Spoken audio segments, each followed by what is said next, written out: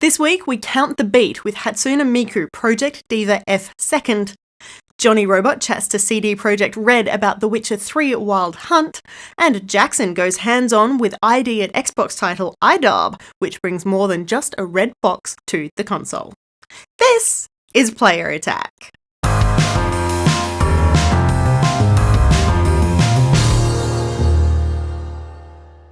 Hi, I'm Jessica Citizen, and this week there is some unexpectedly good news for Australians.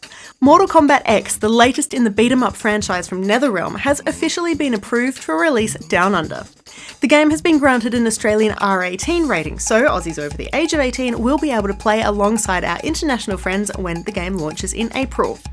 Unsurprisingly, the adults-only rating is for high impact of violence and blood and gore, with an added warning about online interactivity. It's pretty much what you'd expect from a game that specialises in fatalities. We've been lucky enough to go hands-on with Mortal Kombat X a couple of times now, and it thoroughly deserves the grown-up rating. This is not a game for children. In fact, it's one of the most violent games I've played to date, but rest assured, the game looks incredible and the new characters are wonderful. If you're into this sort of thing, you are in for a treat.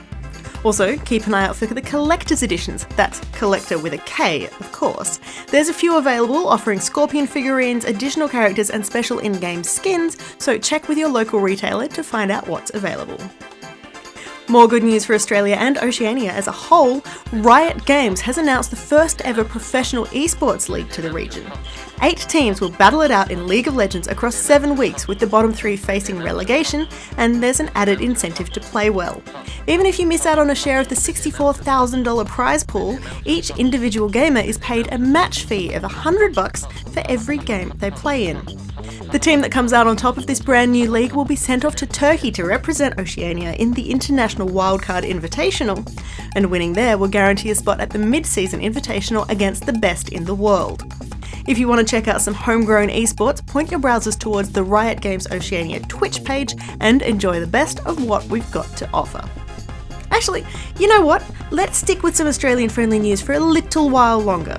We all know that Aussies love cricket, as do New Zealanders, so it's not surprising that even though the upcoming ICC Pro Cricket 2015 is being developed in India, it's being launched at the Sydney Cricket Ground. We'll have some more details about the game next week, but I just wanted to make sure you were properly prepared for the 2015 Cricket World Cup this month, held in both Australia and New Zealand. So I wanted to make sure you were thoroughly aware of this brand new game coming soon to PC and smartphones.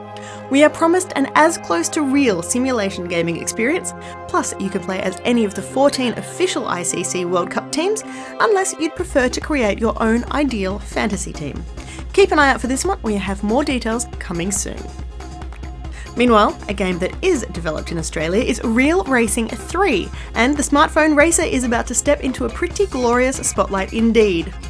Rather than announcing its brand new model at a fancy auto show or in a glossy magazine, car manufacturer Porsche has unveiled its brand new Cayman GT4 inside the video game.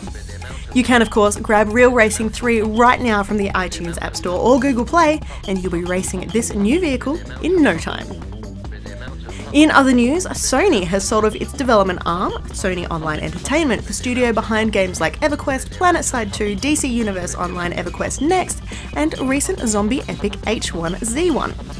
It might seem like a pedantic change, but the company now known as Daybreak Game Company actually holds a lot more potential than when Sony was in charge.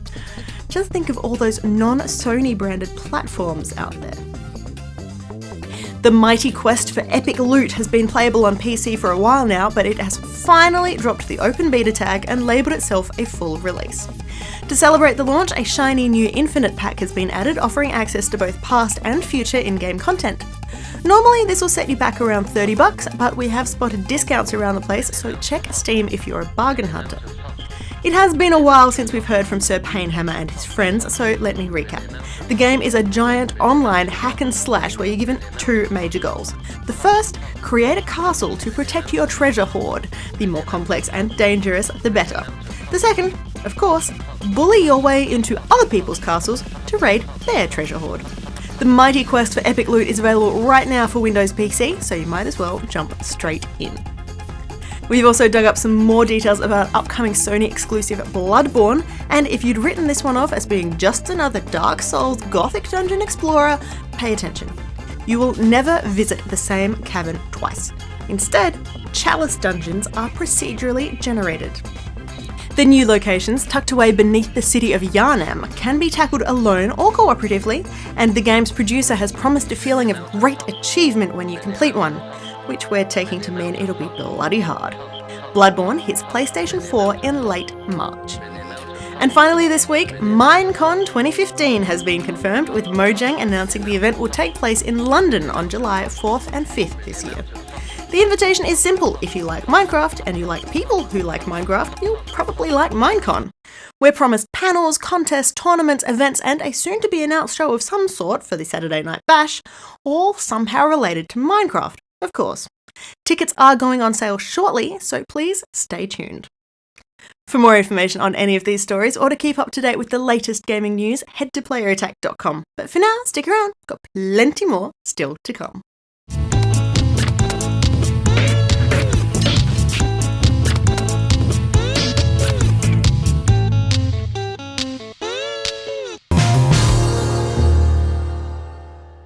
You know what's surprisingly rare in this industry of ours? For a game to build serious levels of hype and then actually deliver. Don't you look away from me, Destiny, you know what you did. After scoring some lengthy hands-on time with the newest installment of the often overlooked Witcher series, The Witcher 3 feels like it's going to be one of those rarities, and that makes me a very happy monster hunter. As soon as I stepped into the world of The Witcher 3, one thing became instantly apparent. There is a lot of things to do, to the point where my RPG OCD couldn't handle it. I played for 4 hours. 4 hours! And I barely finished 2 side quests, let alone making any noticeable dent in the main quest. I got to have a chat with Philip from CD Projekt RED about just how much of a time vamper The Witcher 3 is really going to be. What I can roughly say is that we have around 50 hours of main story content and at least another 50 hours of side quests, smaller quests you can find, but also bigger quests. We have content like side activities, we have Gwent, a card game, which is very elaborate and a lot of fun. You should really try it out if you don't have already. One of the things I noticed, it was very much like a kind of Magic the Gathering kind of hybrid-y thing. It was really, really fun and intriguing. How did you actually get to making that as an idea? Yeah, it's actually a completely new thing. One of our senior game designers actually came up with it. And from then on, he just worked on it. And basically, it was so good that we decided to put it into the game. The few quests I did complete saw me tracking down an arsonist who had some racial beef against dwarves, teaming up with a hunter kicked out from society for highly questionable reasons, and taking down a griffin that had been terrorizing a local village. Usual RPG kind of stuff, yeah? Well, no actually. The intricate writing and fantastic voice acting easily elevated this trope trap above nearly all other fantasy games I've played, often flipping the script on you and sophisticatedly touching upon social taboos other games would not touch with a 10-foot barge pole. And first of all, I would say I think we have probably some of the best writers you can find, especially in, I think they all released novels in Poland, award-winning stuff, so that level of quality is already there. And of course, we have great lore that we can actually take characters, monsters, and areas from. But what's also important to say, our game can stand on its own. So for Wild Hunt, you don't need to know the lore, you don't need to have played the other Witcher games. You can enjoy it just on its own. But, of course, fans will find some stuff that they recognize, and it will be cool for everyone. But it's not all talking and Games of Thrones flavored diplomacy, you also get to kill stuff. Like lots of stuff. As a Witcher, you'll be hunting down both man and beast, with the latter being the spotlight. Ranging from sword fodder like ghouls, all the way up to legendary creatures like griffins, which require a little more tactful planning and medieval Batman precision to take down. Can we expect the kind of detective and hunting work that went into the griffin fight I did, where you had to actually discover where it was, what its weaknesses were, where it's actually hid? Yeah, so as an example, many of our side quests are really elaborate monster hunts. You really have to track down a monster. You can already fight them in the world. You can find them and just try your luck.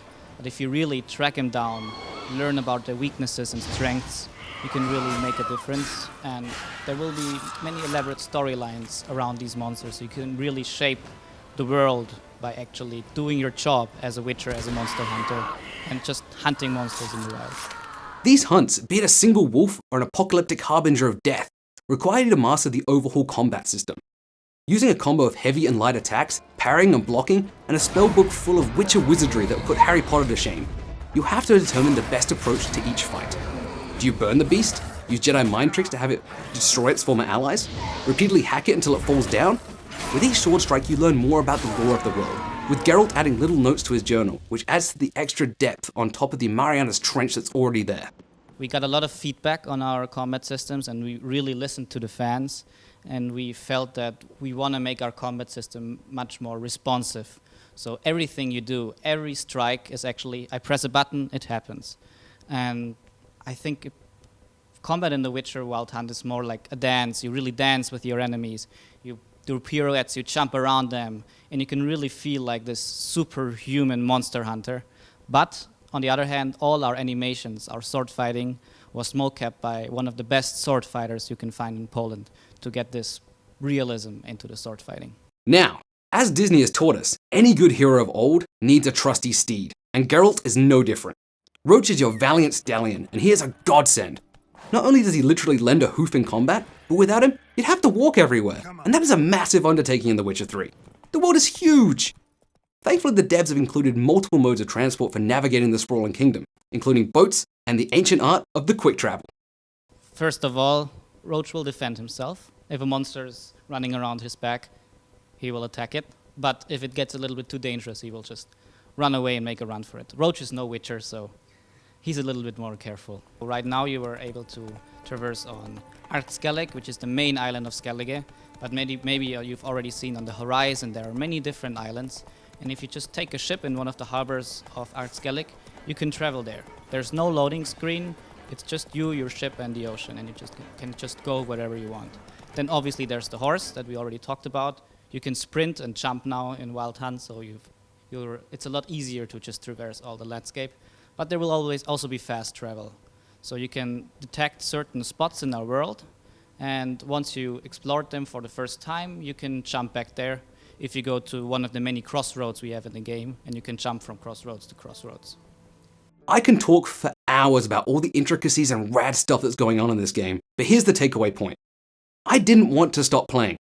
Missing my flight and getting stranded in Sydney was seem like a good choice.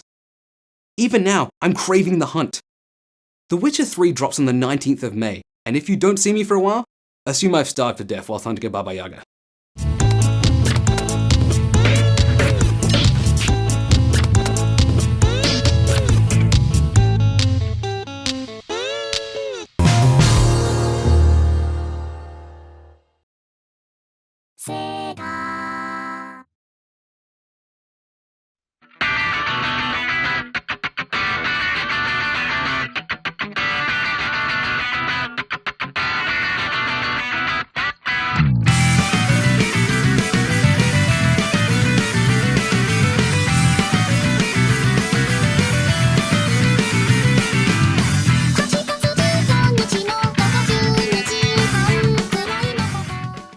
If you've never played a Hatsune Miku game, Project Diva F 2nd is probably not the best one to start with.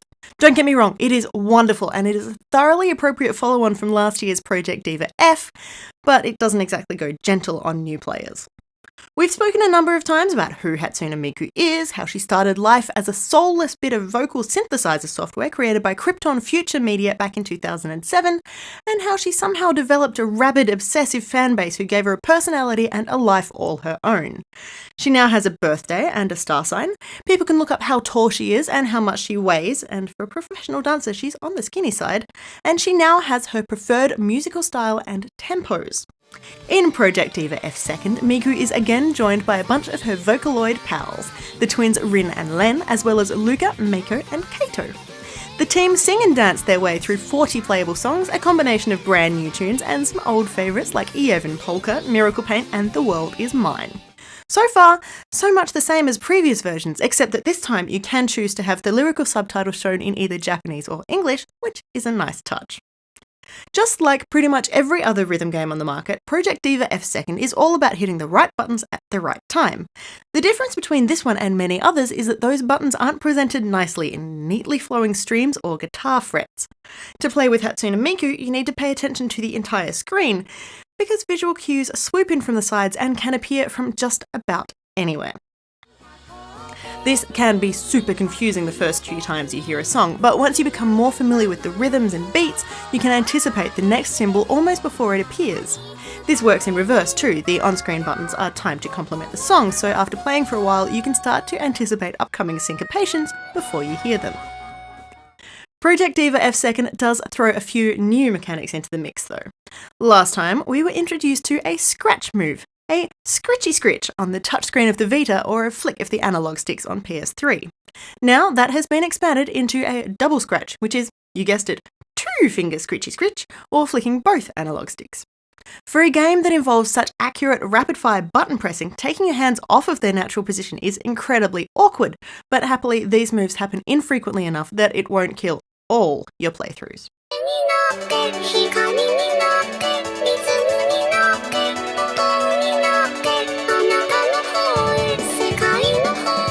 I mentioned that this new version carries through a lot of stuff from the previous game, but don't let that detract you if you're a fan. You can carry over your progress from last year, which includes unlocks, costumes and customizations, because of course the Vocaloids double as virtual paper dolls that you can dress up and pose for photos, each in their own Diva room. They're also a sort of Tamagotchi. You can cheer them up by giving them presents and patting them on the head, or by playing rock, paper, scissors with them. It is always important to have your Vocaloid think you're great. You do need to hit at least 80% of the notes to succeed in a song, and Project Diva F Second is notoriously picky about just which notes are accepted, so this isn't one to pick up unless you're able to dedicate proper attention to it. If you're new to this, it might be a good idea to start on one of the easier settings. Even normal can be pretty punishing. On the other hand, if the game itself gets a little difficult, there is another option. Hop into edit mode and create your own music videos using the provided tunes and a pretty comprehensive set of tools. I mostly played Project Diva F Second on Vita, but also checked it out on PS3 to see how it translated to the big screen, and I'm happy to report that it works just as well. Finally, the game has been given an HD lag calibration tool, so you can perfect the on-screen timing. And of course, it's always lovely to see the Vocaloid singing and dancing in higher definition. Both the PS3 and Vita share cross-save capabilities, so if you do have both versions, your progress will be shared between them, and you'll be able to pick up where you left off no matter where you are. Hatsune Miku's latest outing is a challenge, with a steep learning curve on top of the already confronting gameplay. If you're familiar with the series, it is a natural step up, but if you're new to the world of J-pop and Vocaloids, your head will be spinning before you finish the tutorial. Hatsune Miku Project Diva F Second is a whirlwind of colours, sounds and computerised vocals. It's everything I wanted in a sequel, but if you've not yet met Miku and her friends, it might be worth starting with last year's model.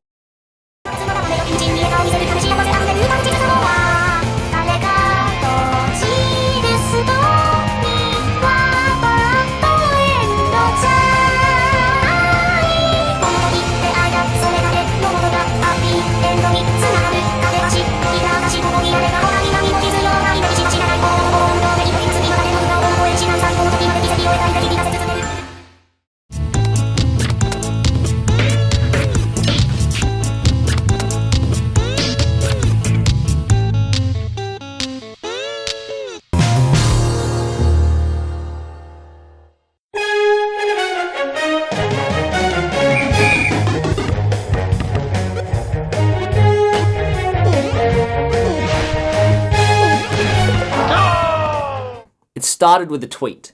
About a year ago now, Mike Micah posted a picture of a simple rectangular red box standing vertical on a grey platform.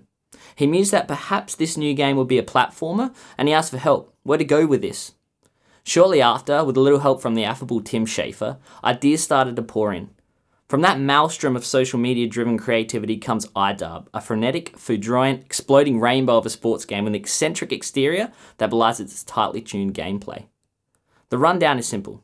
IDARB is a competitive multiplayer sport game where two teams of 1 to 4 players try to put a round ball into a goal. The first time you fire up IDARB, it is a slight shock to the senses. It is an assault of colours and sounds that take a couple of seconds for your brain to catch up with. Once you get into a game though, it feels as if there is no learning curve whatsoever. There are only really 3 buttons explicitly necessary to play: move and aim, shoot, and if you have a partner of 3, pass. Like any good team sport, you want to score more than your opponent. And you want to gloat while doing so. Or that's probably just me.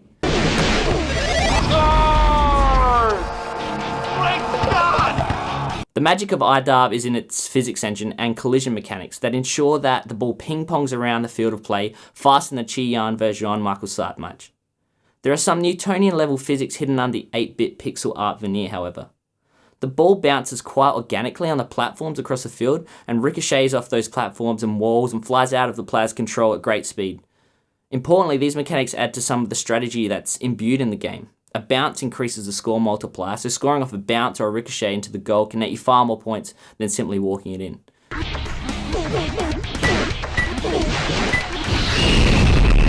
This is where IDARB truly shines. It's an easy game to learn and to sink your teeth into. It takes less than 10 minutes to get through 4 rounds that constitute one of the games. But understanding the slip-slidey, bouncy physics engine is the key to mastering the game and ultimately the most rewarding aspect of play. It's surprising to me that something based off the ideas of thousands of tweeters can coalesce to form such a brilliant whole, and that's a testament to the game's designers.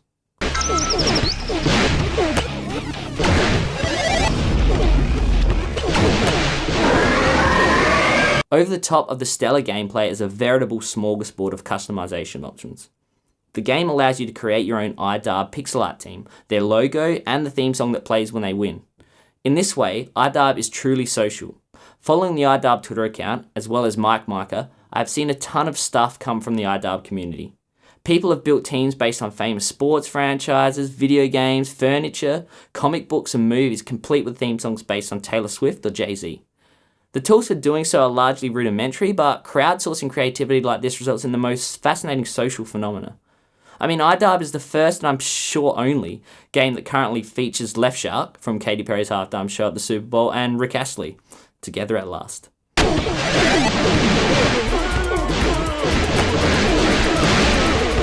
Adding to the crazy pop culture spin is the fact that the commentator often shouts outdated memes and references after every goal, which surprisingly isn't as grating or soul-destroying as I predicted. It's just subtle enough to give IDUB a rather endearing character.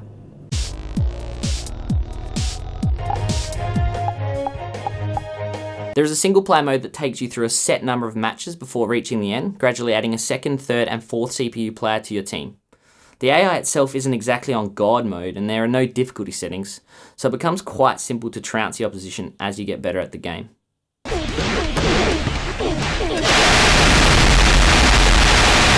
But probably the major disappointment I ran into was an inability to consistently find games online, and those that I did find were either influenced by lag or just unplayable.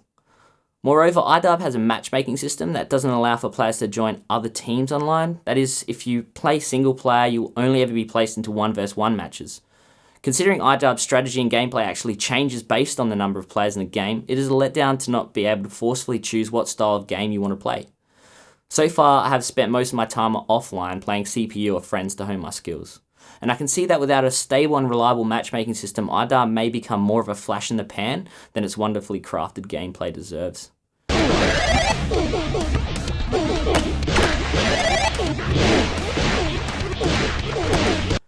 I'm often reminded when playing IDUB of a famous quote, one of my favourite quotes, by one of the greatest human minds to have ever walked the earth, the famed physicist and philosopher Isaac Newton. He said, "If I have seen further, it is by standing on the shoulders of giants." IDUB runs with this philosophy a little. It has opened the door to a completely new way of developing video games, and the giant on which it stands is the immensely powerful entity known as social media. IDUB actively incorporates social media into its very fabric. Each game comes with its own Twitter hashtag, and observers can tweet those hashtags to actively influence the game. IDUB began with a simple tweet, and it truly thrives backed by social media interactions. IDUB is a sports game for people that don't like sports. From a distance, it may look like it lacks substance and style, but putting a controller in your hand and sitting down to master IDUB will be one of the most rewarding game experiences you will have this year.